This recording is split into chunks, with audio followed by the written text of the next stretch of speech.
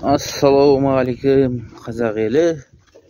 Бүгін міне мен бастап қозыларымызды қырқытық.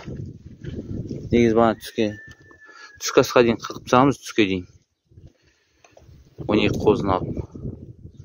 Мынау енді осы жақында төлдеген қой ғой. Мына қозыларды ана пішенаулаға кіргізіп тастайық. Шөп жесін. Айдап шық. Мына биылғы 2023-тің қозылары.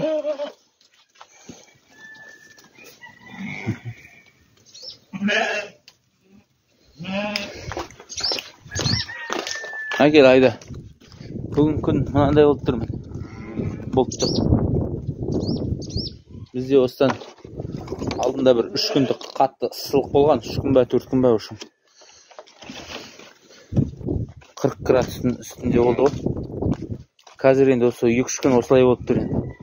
Бүгін осы жаңбыр кішкене жауған, жақсы жауды. Ана таңертеңде жауды. Енді тағы да оттанып жатыр.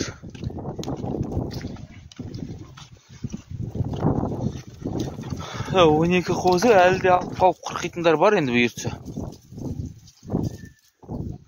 Пішенаулаға үшін бұның да іштерін істейтін. Қалған шөптер.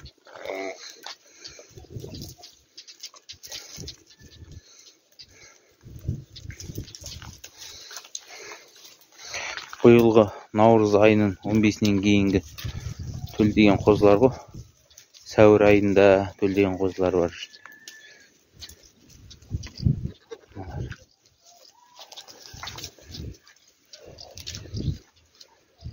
Ешкісін ба сен не? Жоғарға төбеге шығып алсын. Қарындарды ашып қалыпты қасқалардың. Мына жаңбыр жауады ғой, мына жаңбыр қазір. Ана есікті ашып қойайық. Мына жауып жатса тасалайды, оқтайды ғой өздері.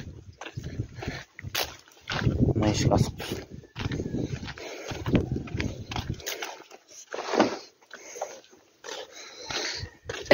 Ал осы